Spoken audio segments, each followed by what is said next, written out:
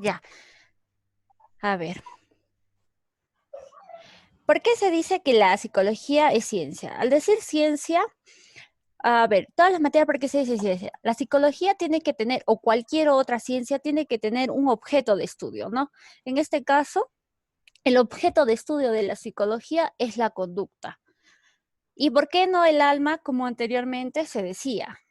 El alma sí, pues es algo interno, ¿no? Esto inició en la época de los griegos, pero el alma no es algo observable, cuantificable, no es algo que se puede estudiar. Entonces, era una de las problemáticas que tenía la psicología para que se pueda considerar ciencia.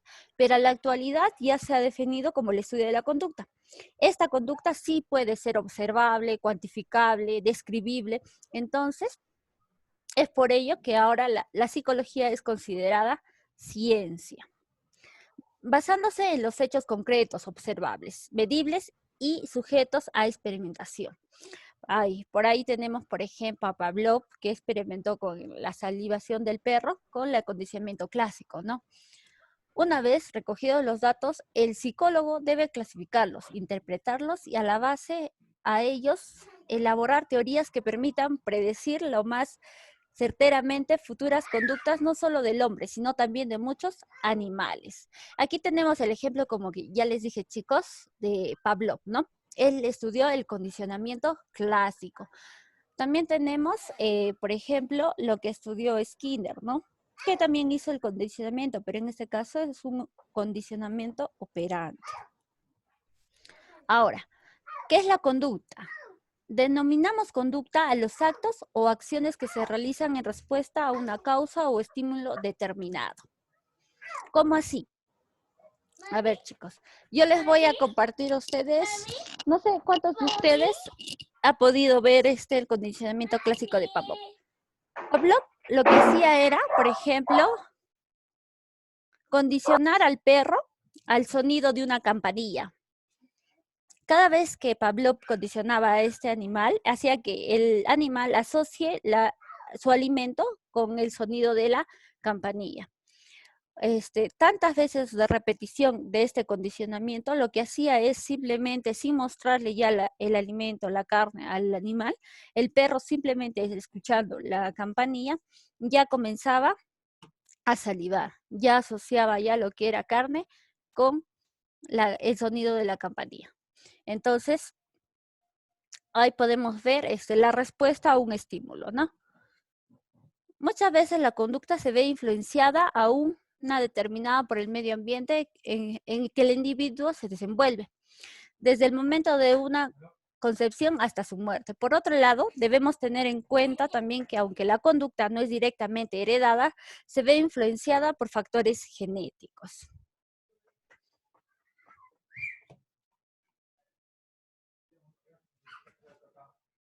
A ver, las conductas, en general, el psicólogo o los psicólogos, nosotros observamos esta para hacer los estudios mm, de diferentes casos, ¿no? Pero estas conductas, dentro de estas conductas, tienen que ver también los procesos psicológicos. ¿Y qué son los procesos psicológicos? Son aquellas vivencias internas, ¿no? Por las cuales una persona puede captar la realidad, actuar dinámicamente en el medio de acuerdo a sus necesidades o circunstancias. A ver, ¿cuáles son las características de estos procesos? Son objetivos, tienen una base biológica, tienen una influencia social y cultural. ¿Por qué son objetivos? Son personales, porque cada persona, a ver, Omar va a sentir muy distinto a Andrea, a Amelie y a Ricardo, porque es el propio sujeto el que experimenta estos procesos o fenómenos. Ahora, claro, estos procesos son personales, pero no quiere decir que, por ejemplo, este proceso va a ser distinto, su procedimiento va a ser distinto en cada uno de ustedes. Claro, a ver, para hacerme entender. La intensidad con la que Omar puede amar va a ser distinta a la intensidad o la forma de amar de Andrea. Pero el proceso que se va a dar para esto va a ser similar. ¿Entienden? Ahora, al igual que el pensar, es igual. El pensar tiene un proceso. Cada uno va a pensar y va a recepcionar la información de distintas maneras, con distintos receptores, ¿no? Hay personas que reciben la información de mejor manera mediante en general son 5 sentidos, ¿no? Pero nosotros tenemos receptores dentro de todo nuestro cuerpo. Entonces, uno puede ser más visual, otro puede ser más auditivo, o tal vez otros pueden ser gustativos o olfativos. Entonces, va a depender mucho de esto. Por eso dice, en consecuencia son intransferibles, ejemplo, el pensamiento y la emoción, ¿no? Como ya les estaba mencionando. Ahora, tienen una base biológica. Los procesos psicológicos están directamente articulados al aspecto corporal o físico, principalmente al sistema nervioso y al sistema endocrino. Ejemplo, la maduración, ¿no? Entonces, en cuanto, por ejemplo, yo desde mi postura, yo soy de una postura más humanista. Yo soy psicóloga, pero más humanista, ¿no? Maduración se podría decir, por ejemplo, cuando yo en este punto estoy un poco en contra, pero ahí lo que se podría poner más en sí sería el crecimiento, no la formación. La formación en sí general de cada uno de ustedes. Maduración, ¿por qué? A ver, la maduración podríamos decirlo en una fruta, en una verdura, en un vegetal, cuando está verde, ¿no? Pero a ver, decir que tú eres maduro o inmaduro. A ver, Omar, ¿estás maduro? ¿Estás rojo o sigues verde? En una persona no es tanto así, ¿cierto? Nosotros vamos evolucionando y esta palabrita, más adelante en una clase la vamos a debatir como grupo. Ahora, tienen una influencia social y cultural. ¿Por qué la influencia del ambiente social y cultural permite la evolución de los procesos psíquicos? Además, todo proceso psíquico se expresa en el medio a través del comportamiento o conducta, por ejemplo, el aprendizaje.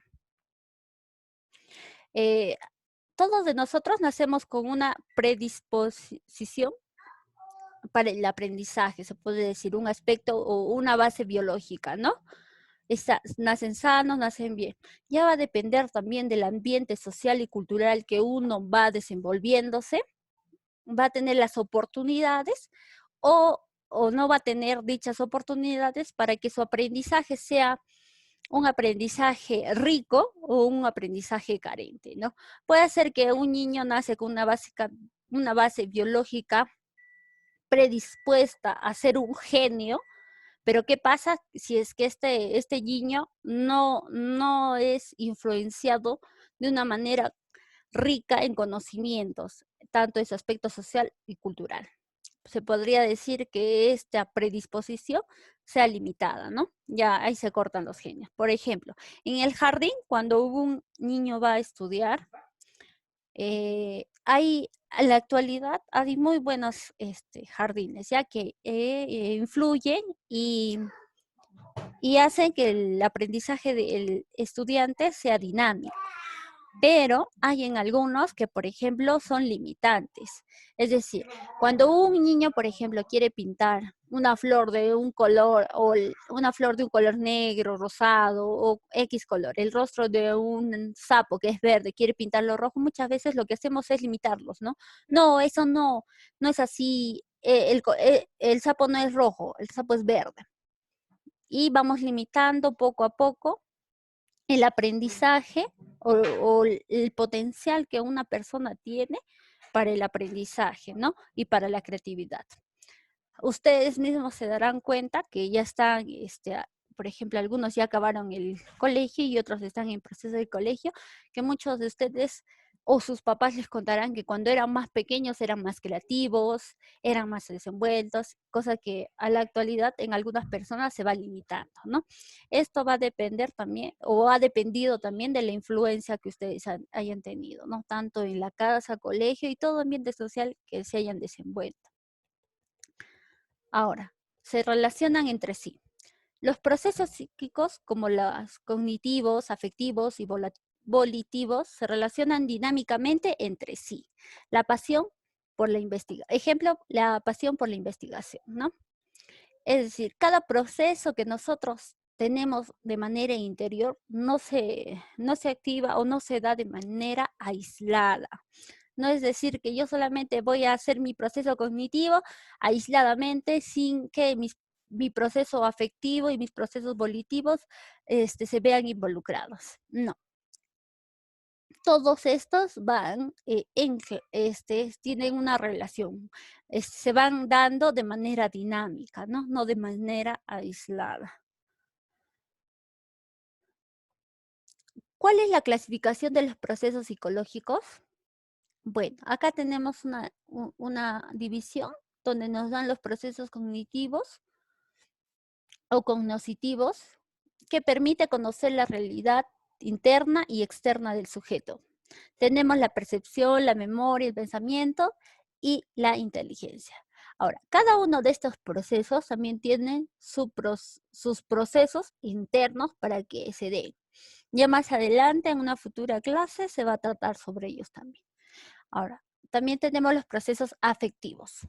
Son reacciones internas dinámicas frente a la realidad social y natural. Aquí tenemos la emoción, el sentimiento y la pasión.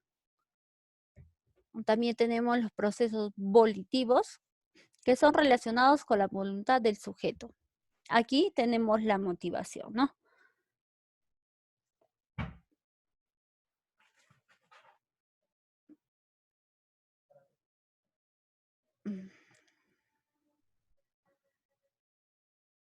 Ah, ah.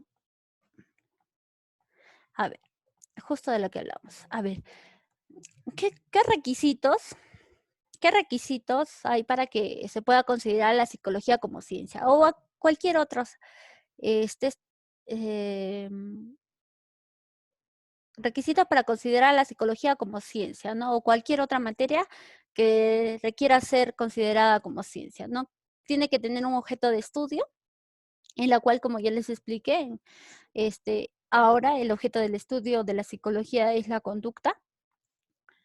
El campo de acción es el ámbito propio de la psicología que constituye los fenómenos y las experiencias psicológicas, tanto del hombre como del animal, en relación con el medio que lo rodea. El ámbito de la realidad es natural y social. Bueno, el campo de acción. A la actualidad hay muchos campos de acción en la psicología. Tenemos el campo educacional, el campo, lo que es el deportivo también, el clínico, tenemos también el psicólogo social. En la actualidad hay muchos campos donde se desarrolla esta ciencia, ¿no? Donde se desarrolla investigación.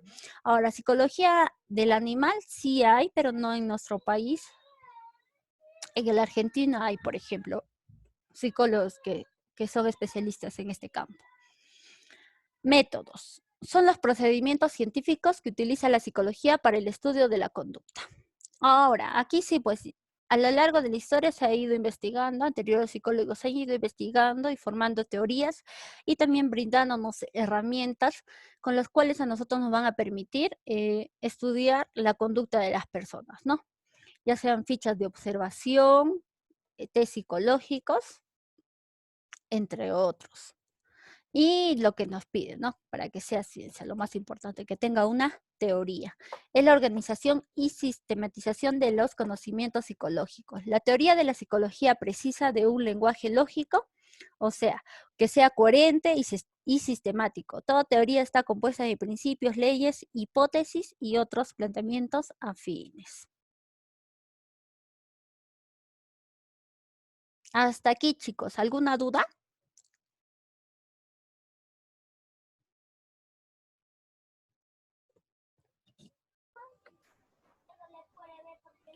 No, Miss. Ujú. ¿Cuál es, ¿Cuál es la materia de estudio de la psicología, chicos? Omar, Omar,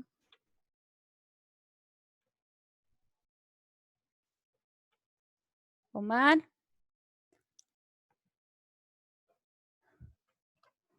Creo que ya no está. Andrea, Sí, Miss. materia de estudio de la psicología. El comportamiento. Comportamiento, conducta humana, muy bien. ¿Cuáles son los requisitos que necesita para que sea ciencia? Maylí.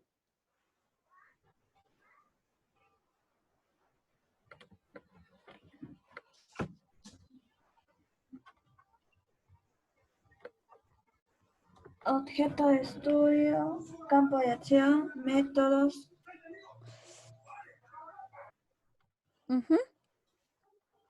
Te falta uno. Y la teoría. Teoría. Ajá. Muy bien. Omar, ¿ya regresaste? Sí. Ya está. Omar, no te encontrabas. Omar, Sí. ¿de qué palabra etimológicamente psicología proviene?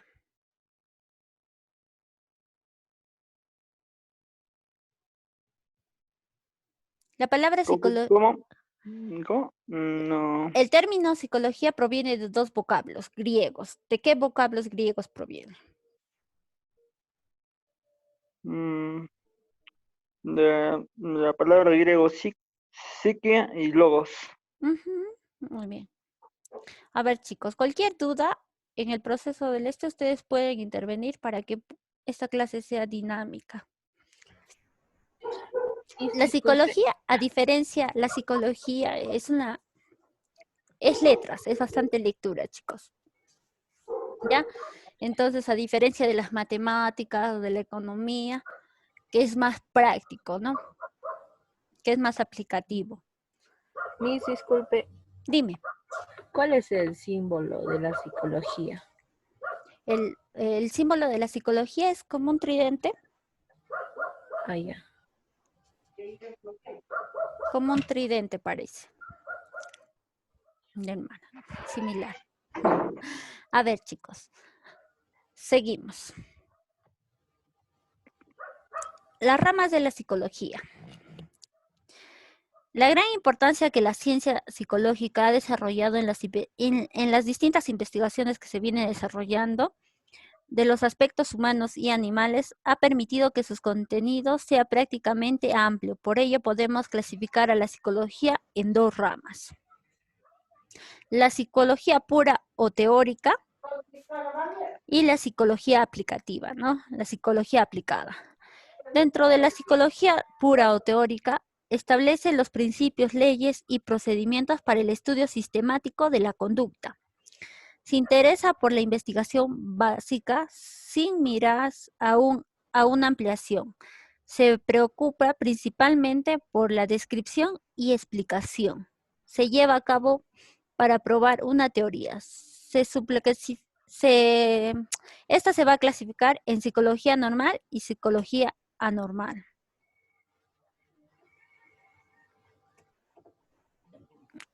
Ahora, dentro de esta tenemos la psicología normal. Estudia la conducta que no presenta alteraciones o desajustes. Por ejemplo, la psicología general, que se ocupa de los principios esenciales de la psicología como son las características del ser humano en relación al medio, tal como puede ser la de un hombre maduro y normal. La psicología diferencial abarca el estudio de las diferencias del comportamiento en función del sexo, nivel social, constitución física, edad, madurez, normalidad y otros diversos factores. La psicología social pone el acento en las facetas del comportamiento humano, accesibles a las influencias sociales, sobre todo en las interacciones sociales del individuo y en el estudio de los grupos sociales y de su dinámica. Estudia la influencia del grupo en el individuo y la influencia de éste en el grupo. Examina también la conducta de las multitudes, sus ideales y aspiraciones.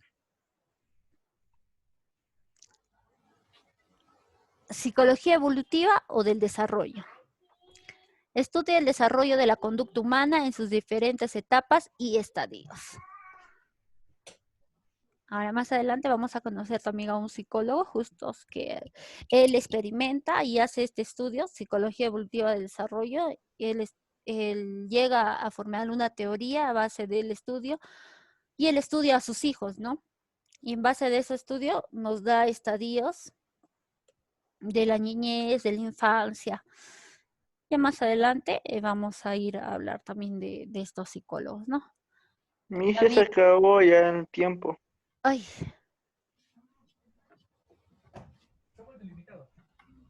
no, ya. No, chicos, no se va a cortar. No se preocupen. Ya, porque me quería botarme ya. Te ha querido votar. No te preocupes. Ya, a ver. Ahora, tenemos también la psicología animal.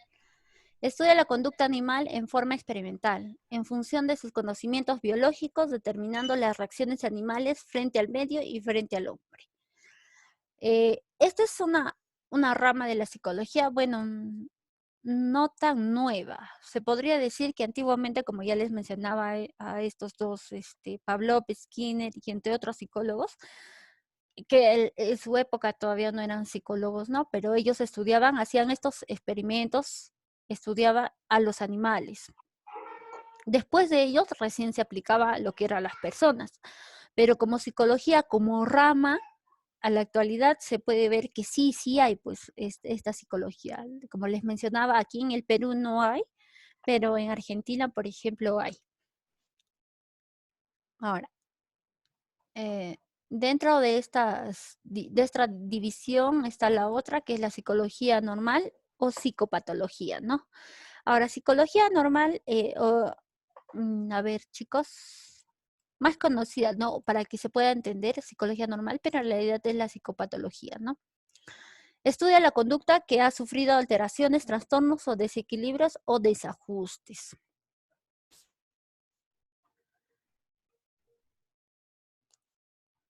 Aquí, por ejemplo, podemos tener a las personas con trastornos psicológicos, esquizofrénicos, algunos ya con que requieran ya una atención ya tantamente psicológica y como psiquiátrica ya. Tenemos la psicología aplicada, llamada también psicología práctica. La investigación aplicada se interesa más por la predicción y control de comportamiento humano. La psicología aplicada pretende solucionar la problemática diversa del ser humano. Destacan las siguientes subramas. Aquí tenemos la psicología clínica, la psicología educacional, la psicología industrial o del trabajo, la psicología comercial, psicología jurídica, psicología penitenciaria. Ahora, como su propio nombre de la primera nos dice, ¿no? Psicología clínica. Su objetivo de estudio es el diagnóstico, identificación, tratamiento y terapia de los trastornos, ¿no? Por ejemplo, de las psicopatologías que se puedan dar, ¿no? Trastornos anormales, trastornos, desajustes del comportamiento humano, ¿no? Ahora, la psicología educacional es el más del campo educativo, ¿no? Ustedes que han acabado el colegio habrán tenido la oportunidad de tener un psicólogo dentro de su institución, ¿no? Es aplicada, bueno, nuestro campo es aplicación de las técnicas del aprendizaje y la enseñanza con la finalidad de mejorar el sistema educacional. Tenemos la psicología industrial o del trabajo. Su finalidad está relacionada a la producción en la búsqueda de calidad. Acá, en este campo, es más que un psicólogo de recursos humanos. Vemos el potencial de una persona en cuanto pueda, o el potencial de una persona para que pueda laborar en una determinada área o en una determinada institución, ¿no? Como su nombre lo dice, una selección de personal. Psicología comercial. Su acción es aplicar los mecanismos que permitan al mayor rendimiento de las ventas o bienes o servicios. La publicidad es su mayor aliada porque persuade o convence al consumidor. Ahora, psicología comercial, eso está, a ver, dentro de cada propaganda, anuncio, dentro de cada hasta películas, novelas, entre otros. Por ahí hay intervención de un psicólogo que va dando las indicaciones de qué se tiene que hacer o qué se tiene que dar para que esto sea más llamativo para el consumidor, ¿no? Por ejemplo, las gráficas redondas, ovaladas, llaman mucho la atención a los caballeros. Entonces, en esto, todo para que una publicidad salga a la venta, salga al público, hay un estudio de todo un equipo, ¿no? Donde también está involucrado la psicología. Ahora, la psicología jurídica, empleada por los magistrados en el tratamiento de las conductas ilegales o delictivas, en cualquier proceso jurídico cuyo objetivo es la aplicación de las leyes, ¿no? Y la psicología penitenciaria, aplicación de los procedimientos de readaptación social a los condenados y a pena privativa de la libertad, logrando de esa manera la resolución o readaptación de los internos. Ahora sí, pues es una psicología aplicada. Acá también en todos estos que se ha mencionado, es el estudio de la conducta, para la mejora de ellas en cada uno de sus campos.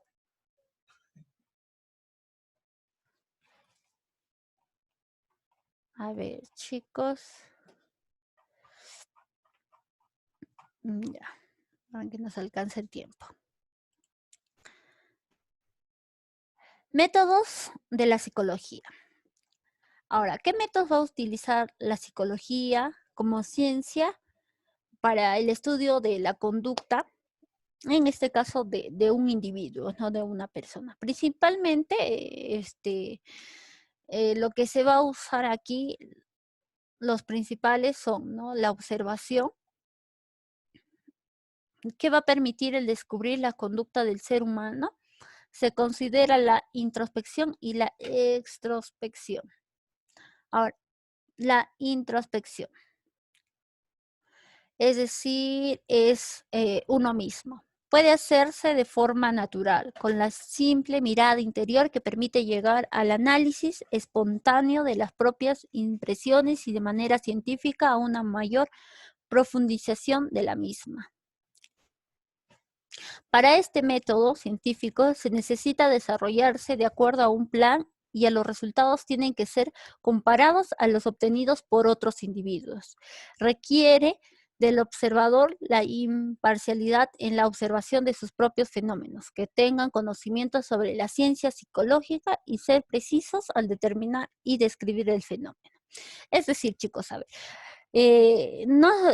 si yo quiero hacer investigación, ciencia en realidad, observar la conducta de una persona, solamente una conducta de una persona, no sería científico y no sería de manera asertiva decir que si yo reacciono de una determinada manera ante una situación, ¿el resto de la población va a hacer lo mismo? No, falso.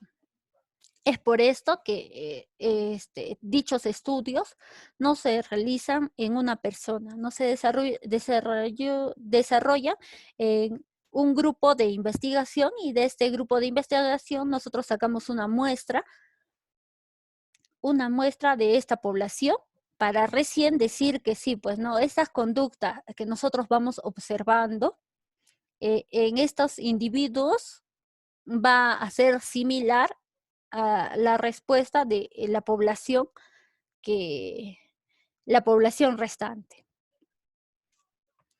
Entonces, yo supongo que también estarán llevando algún curso de metodología de investigación, entonces posiblemente por ahí van a entender esto.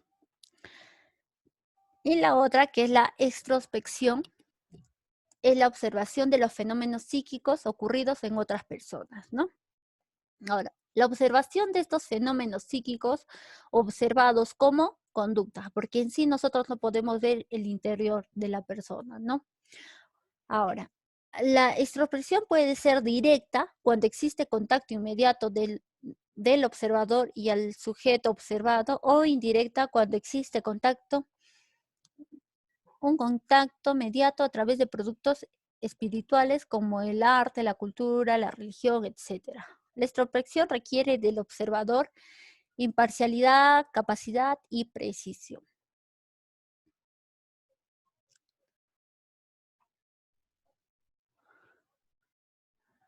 Ahora,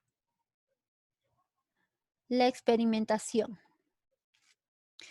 Es el método que consiste en provocar en forma deliberada determinados fenómenos o procesos psíquicos con la finalidad de estudiar el comportamiento de dichos fenómenos en las condiciones más apropiadas. Es necesario que la experimentación cumpla los siguientes requisitos o condiciones, ¿no? El fenómeno debe repetirse bajo las mismas condiciones. Debe variar las condiciones de acuerdo a un plan a fin de investigar el comportamiento de dicho sujeto en circunstancias completamente distintas. El problema que se va a estudiar debe ser concreto y preciso. Cuando uno lleva metodología de la investigación, vamos a ver que sí, pues uno va a investigar, tenemos que ser delimitantes al estudio, cuando queremos estudiar un objeto o una problemática en sí en general, tenemos que delimitar esto, ¿no? Para que sea más fácil el estudio de este fenómeno que nosotros queremos estudiar, ¿no? Por ejemplo, yo quiero estudiar el consumo de alcohol de los adolescentes. En general, si digo por el consumo de alcohol de los adolescentes, es algo general. A nivel Junín, ¿cuántos adolescentes se verán? Y es una población muy grande. Tengo que ir delimitando.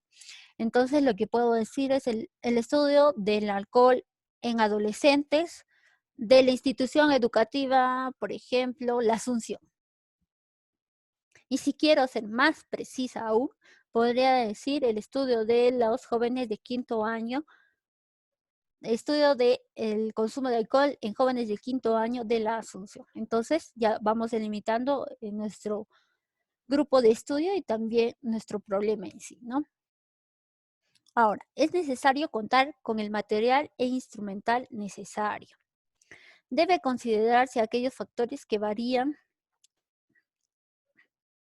o sea, que son variables, y los que no varían, que son unas constantes, ¿no? Esto se ve bastante en lo que es, como les digo, chicos, en metodología de la investigación. Ahora, ¿por qué es necesario contar con un material o un instrumento necesario? A ver, chicos, eso es un gran debate. Así como toda ciencia tiene instrumentos con cuál medir ciertos fenómenos, igual la psicología tiene instrumentos que miden ciertos fenómenos. Por ejemplo, el CI o inteligencia, ¿no? Nosotros psicólogos podemos medir el CI de las personas y para eso tenemos instrumentos que son evaluaciones psicológicas, ya sea Wechsler, Stanford, dependiendo de la edad de nuestra población a la cual vamos a estudiar. Entonces, la psicología muchas veces hay un gran debate porque hay personas que creen que es chamanería, ¿no? A veces te miran y te dicen, tú ya me estás viendo y ya sabes cómo soy, me estás estudiando. Sí, pues, sí, estudiamos la conducta humana, pero no somos brujos, no porque te vea, ya voy a saber todo de ti. Tiene un proceso por el cual se tiene que pasar para hacer todo este estudio. Continuamos. Método psicométrico. Ahora, dentro de esto están, pues como les decía, los instrumentos o piezas, aparatos que emplea el psicólogo para realizar su trabajo de investigación en el laboratorio. En este caso, como yo les decía, son los test o pruebas psicológicas que se tienen. En este caso hay test de inteligencia, test de ansiedad, test de... tenemos muchas materias, orientación vacacional, por ejemplo, en el ámbito educativo está el test de inteligencia, tenemos test de cuestionarios de autoestima, cuestionarios de ansiedad, tenemos en el campo laboral, tenemos test de selección de personal, en el campo clínico tenemos test que miden trastornos psicológicos, que son el MILON, el MINTS. Entonces, la psicología cuenta con bastantes instrumentos para medir estas conductas, estos fenómenos, ¿no? Ahora, los cuestionarios también, ¿no? Que son pruebas distintas a experimentar en el grupo de personas determinados fenómenos psíquicos. Ah, también está el método complementario. Aquí está la entrevista y la encuesta, ¿no? Estas, a diferencia del método psicométrico, el método psicométrico ha pasado por una investigación, ha tenido una población, un estudio previo para que se pueda aplicar esta prueba. Es decir, se ha aplicado en muchas personas, en determinadas poblaciones, para que esta se pueda, está avalada científicamente, por así decirlo, chicos. Ahora, a diferencia del método complementario, la entrevista y la encuesta son herramientas que se va a usar de manera, sí lo usamos, pero va a ser de manera como que una ayuda, un anclaje para que va a dar soporte a nuestra investigación y a nuestro método psicométrico, ¿no? Ya está. A ver, chicos, ¿hasta aquí alguna pregunta?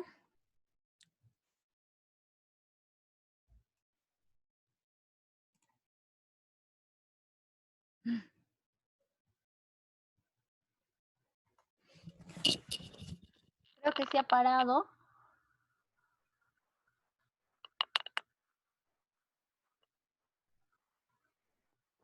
Se ha parado.